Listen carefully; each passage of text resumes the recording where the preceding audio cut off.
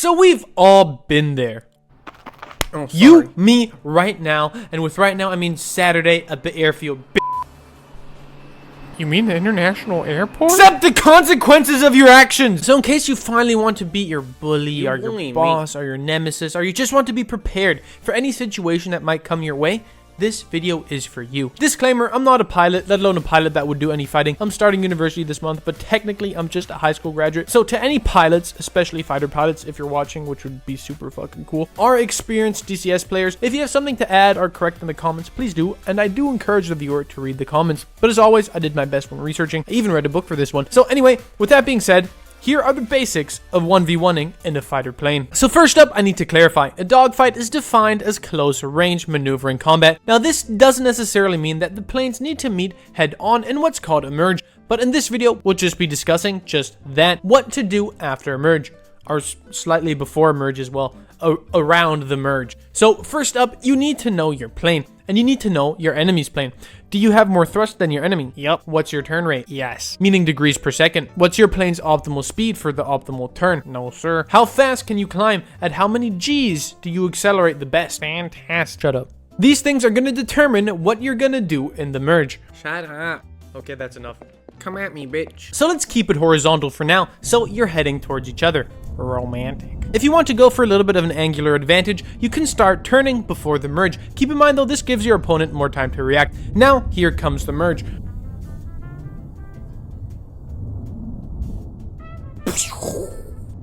Okay, let's say your plane has a lot more degrees per second. You're going to want to go for a one circle fight. Now, what is this? It's when your nose is turning towards your opponent and vice versa. One circle because you're on the same circle. Now, what happens is if you got the optimal turning speed, now the best turn rate kicks in and slowly you'll close in on your enemy. Now, let's say your plane is fast but kind of bad at turning. Then you're going to want to go for A, a snag, B, a nose to tail turn, C, the wind, D, a 3 circle turn.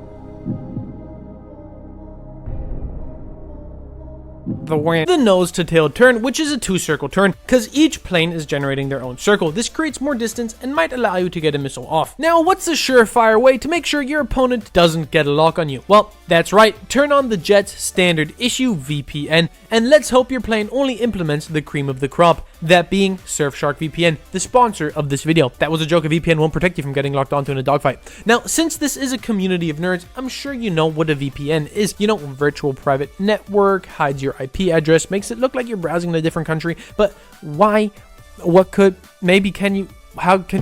But what can you use it for? Well, if you hang around public networks a lot, any random Jonathan can just take your data. Surfshark prevents this, protecting everything you do online on their servers. Also, let's say you really want to watch Pooneyroos a Cute Slime, but it's region locked. No! No problemo. Click and boom, you're in the US.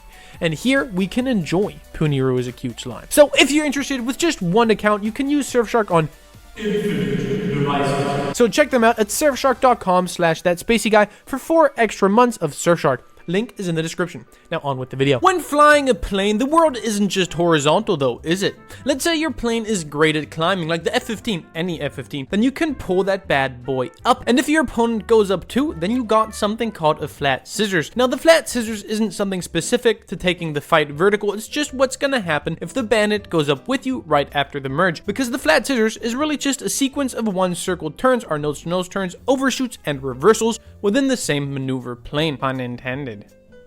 You know, cause plane. Anyway, eventually, if you have the better thrust to weight ratio and are better at climbing, your enemy will start to buff it and aerodynamically struggle and maybe even stall. And eventually, you'll be able to turn in on them.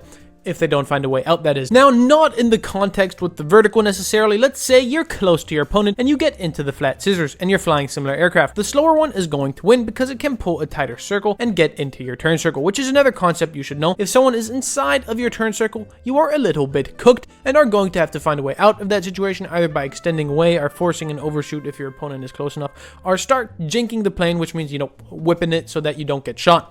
And if you're in similar aircraft at the end of the day, it'll come down to which pilot can can manage their energy better in connection to what I said earlier, you know, for example, optimal turn speed. And if you're in different aircraft, it'll come down to which pilot can play towards the strengths of their aircraft better, while of course also flying energetically smart.